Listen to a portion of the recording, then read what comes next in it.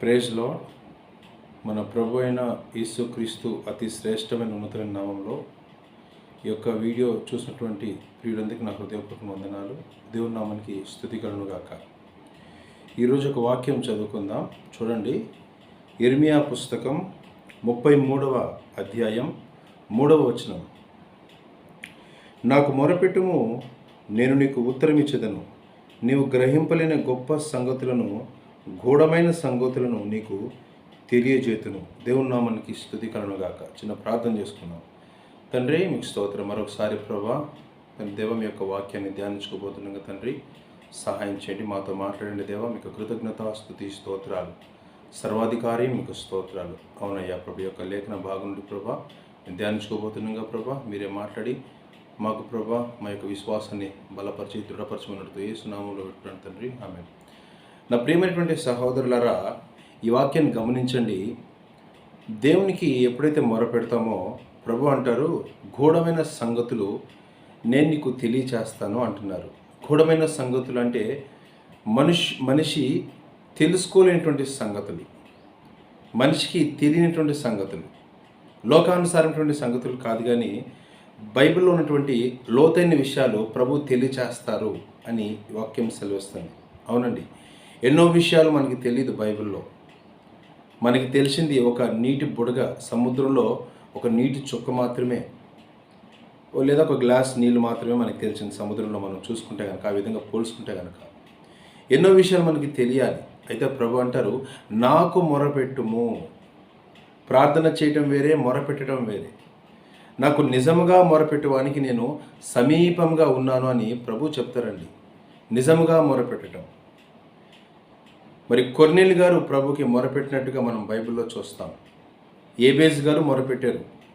అదేవిధంగా పాత నిబంధనటువంటి పరిశుద్ధులు మొరపెట్టినట్టుగా బైబిల్లో మనం చూస్తాం. అవునండి, ప్రభుకి మనం మొరపెట్టినప్పుడు దేవుడు మనకి సమీపంగా ఉంటాడు. మనకున్నటువంటి ఆలోచనలు ఏవైతే ఉన్నాయో అవన్నీ ఆయన ఆధీనంలోకి తీసుకుంటాడు. ఆయనకి అనుకూలంగా నడవాలని ఆయన ఆలోచిస్తూ ఉంటాడు. ప్రభుకి మనం అనుకూలంగా నడవాలి. మొరపెట్టడం అంటే ఏ విధంగా మొరపెట్టాలంటే, మనకి ఏదో కావాలి, మనకి పలాంది కావాలి అని మొరపెట్టడం కాదండి. అన్యులు ప్రభు వైపు నడిపించే విధంగా మనం ప్రార్థన చేయాలి. దేవునికి మనం అనుకూలంగా జీవించి ఆయన కోసమే జీవించాలి. ఎన్నో విషయాలు దేవుడు మనకి తెలియచేయాలని ఆశిస్తూ ఉన్నాడు. అయితే మనం దేవుని యొక్క మాటలకి మనం చెవి ఒగ్గుతున్నామా, లేదా మనకున్నటువంటి పనులను బట్టి ప్రభువుని పక్కన పెట్టి ఇష్టానుసారంగా జీవిస్తానికి ఆస్కారం చూపిస్తున్నాము. దేవుని నామానికి స్తుతి కలుగును గాక. దేవునికి మొరపెడితే ఖచ్చితంగా ఎన్నో అద్భుతమైన కార్యాలు మనం చూస్తాం. ప్రార్థన చేయటం వేరే, నోటి ద్వారా పెదవుల ద్వారా ప్రార్థన చేయటం వేరే, ప్రభుకి నిజముగా మొరపెట్టడం వేరే. ప్రార్థన అంటే సర్వసాధారణంగా ఎవరైనా చేస్తారండి. అయితే పౌలు గారు అంటారు, నేను ఆత్మతో ప్రార్థన చేస్తాను, శరీరంతో కూడా ప్రార్థన చేస్తాను. అవునండి, మనం పరిశుద్ధాత్మ దేవుని కలిగి ప్రార్థన చేయాలి. దేవునికి అనుకూలమైనటువంటి ప్రార్థన, మూలిగే ప్రార్థన, ఆత్మలో మూలిగే ప్రార్థన మనం చేయాలి. అప్పుడు దేవుని యొక్క కార్యాలు మన జీవితంలో చూస్తామండి. ఎంతోమందికి ఆశీర్వదకరంగా, ఫలభరితంగా మనం మారుతాం. మనిషి చూసింది చాలా తక్కువ. దేవుడు మహాకాశాన్ని చేశారండి. మనిషి యొక్క ఆలోచన కూడా అన్నటువంటి గొప్ప సృష్టి దేవుడు కలుగు చేస్తారు. అంటే మనిషి చంద్రుడి దగ్గరికే వెళ్ళడం అంతే, లేదా మార్స్ వరకు వెళ్ళడం. దాని తర్వాత మనం గమనిస్తే ఎన్నో నక్షత్రాలు, ఎన్నో ప్లానెట్స్, ఈ భూమి లాంటి భూములు ఎన్నో ఉన్నాయి. అవి లెక్కకి మించనివి ఎన్నో ఉన్నాయండి. అయితే మనిషి యొక్క మేధస్సుకి అవన్నీ తెలీదు. మనకి కలిగున్న మనం ఏదైతే కలిగి ఉన్నామో దాన్ని మనం గట్టిగా పట్టుకోవాలి. ఎందుకంటే మనం అంత్య దినాలు ఉన్నాం కాబట్టి దేవునికి మనం నిజముగా మొరపెట్టే విధంగా మనం ఉండాలి. దేవుని నామానికి స్తుతి కలుగును గాక.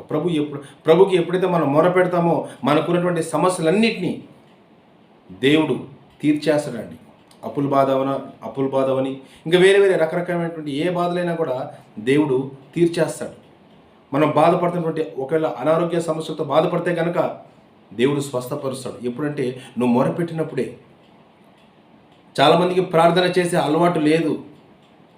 బైబిల్ చదువుతారు, ప్రసంగాలు చేస్తారు. బైబిల్ చదవాలి, అదేవిధంగా ప్రార్థన కూడా చెయ్యాలి. బైబిల్ చదివి వాక్యం పంచుకుంటే సరిపోదండి, ప్రార్థన కూడా చేయాలి. దేవునికి నిరంతరం ప్రార్థన చేసే అటువంటి జీవితాలు కలిగి మనం ఉండాలి. ప్రార్థన వీరులాగా, ప్రార్థన యోధుల్లాగా మనం జీవించాలి. మన యొక్క సహోదరుల నిమిత్తం మనం ప్రార్థన చేయ బద్దులమై ఉన్నాం. వాళ్ళ నిమిత్తం మనం ప్రార్థన చేయాలి, వాళ్ళు రక్షింపబడాలి, ఎత్తబడే గుంపులో ఉండాలి. దేవుని నామానికి స్తుతి కలుగును గాక. ప్రభు అంటారు, నాకు నిజముగా మొరపెట్టుము, నేను నీకు ఉత్తరమిస్తాను, రహస్యమైనటువంటి మాటలు నేను నీకు తెలియచేస్తాను. సీక్రెట్స్, గూఢమైనటువంటి మాటలు, లోతైన విషయాలు నేను నీకు తెలియచేస్తాను. అవునండి, ప్రభువారికే తెలుసు. మనుషులకేం తెలుసండి లోతైన విషయాలు? దేవుడు బయలుపరిస్తేనే కదా ఏ ప్రవచనమైనా కూడా, ఏదైనా కూడా తెలుసుకోవడానికి మనకి ఆస్కారం ఉంటుంది.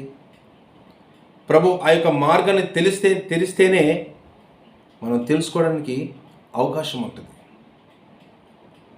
నీతిమంతుల్ని జ్ఞాపకం చేసుకుంటా పట్టణానికి ఆశీర్వదకరమని బైబిల్ వాక్యం సెలవిస్తుంది. అదేవిధంగా మనం ఆశీర్వదకరంగా ఉండాలంటే కనుక ప్రార్థన చేయాలి, నీతిమంతుల్ని నిరంతరం మనం జ్ఞాపకం చేసుకోవాలి. అదేవిధంగా ప్రభుకి లోబడి ఉండాలి. దేవుని నామానికి స్తుతి కలుగును గాక. పరిశుద్ధులు ఈ విధంగా మేము ఆశీర్వదించబడ్డామని దేవునికి ప్రార్థన చేయకుండా లేరండి. పాత నిబంధనలో మనం గమనిస్తే కనుక దావీదు మహారాజు గారు కానీ, ఇంకా వేరే వేరే రాజులు కానీ, ఇంకెవరైనా కానీ సంపన్న స్థితిలో ఉన్నప్పటికీ కూడా ప్రభుకి ప్రార్థన చేసినట్లుగా వాక్యం చూస్తున్నాం మనం. కానీ ఈ రోజుల్లో దేవుడు ఆశీర్వదించిన వెంటనే ప్రభువును వదిలిపెట్టేస్తున్నారు. ప్రార్థన జీవితం లేకుండా అయిపోతుంది. కొంతమంది ఆశీర్వదించబడిన వెంటనే లోకానుసారంగా జీవిస్తున్నారు. ప్రార్థన యొక్క అనుభవం లేనటువంటి జీవితాలు కలిగి ఉంటున్నారు. కానీ అది చాలా ప్రమాదం. బైబిల్ వాక్యం చదవాలి, అపోస్తుల యొక్క సహవాసం కలిగి ఉండాలి, రొట్టె విడుచుటలో ఎడతెగగా ఉండాలి, ప్రార్థన చేటులో అంటే మొరపెట్టే విషయంలో కూడా మనం ఎడతెగక ఉండాలి. దేవుని నామానికి స్తుతి కలుగును గాక. ఇంకా అనేకమైన విషయాలు ఉన్నాయి, తప్పనిసరిగా మనం ప్రతిరోజు ధ్యానించుకుందాం. ఈ యొక్క దేవుని మాటలన్నీ మీ వినికిడిలో దేవుడు ఫలింపచేసి ఆశీర్వదించును గాక. చిన్న ప్రార్థన చేస్తాను, కళ్ళు మూసుకోండి. స్తోత్రం తండ్రి, పరిశుద్ధుడా, ప్రేమ స్వరూపి, నిత్యాసదుర్గమైన తండ్రి, మీ ఘనమైన నామానికి స్తోత్రాలు. అయ్యా, మేము ఎటువంటి పరిస్థితిలో ఉన్నా, దీనమైన పరిస్థితిలో ఉన్నా, సంపన్న స్థితిలో ఉన్నా కూడా ప్రభా మీకు మొరపెట్టే కృప దయచేయండి నాయన. ఆ రోజు హన్నా గారు ప్రభా మొరపెట్టారు, హృదయాన్ని కుమ్మరించుకోమని చెప్పారు దేవుని సన్నిధిలో. అవును తండ్రి, అటువంటి ప్రార్థన మీరు మాకు నేర్పించండి తండ్రి. దేవా మీకు స్తోత్రాలు తండ్రి. నిజముగా మొరపెట్టే వాళ్ళకి నేను సమీపంగా ఉన్నాను అని మీ యొక్క లేఖనం సెలవిస్తుంది తండ్రి. మీరు సహాయం చేయండి దేవా. అవునయ్యా, మీకు ఏ విధంగా ప్రార్థన చేయాలో మాకు నేర్పించండి. మీకు అనుకూలంగా జీవించే కృప మాకు దయచేయండి. ఎత్తబడే గుంపులో మేము ఉండటానికి సహాయం చేయండి. బుద్ధి కలిగినటువంటి కన్యకలుగా మేము ఉండటానికి ప్రభా మీరు సహాయం చేయమని అడుగుతూ, యేసు నామంలో, నజరుడైన యేసు క్రీస్తు అతి శ్రేష్టమైన ఉన్నతమైన నామంలో అడిగి వేడుకుంటున్నాను తండ్రి. ఆమేన్. ఆమేన్. నా ప్రియమైనటువంటి సహోదరులారా, ఈ యొక్క యూట్యూబ్ ఛానల్ని మీరు సబ్స్క్రైబ్ చేసుకోండి. అదేవిధంగా ఇతరులకు షేర్ చేయండి. తద్వారా ప్రతి ఒక్క రోజు వాక్యం వాళ్ళందరూ చూస్తారు. దేవుడు మీ అందరిని దీవించును గాక. ఆమేన్. అందరికీ ప్రైజ్ లార్డ్.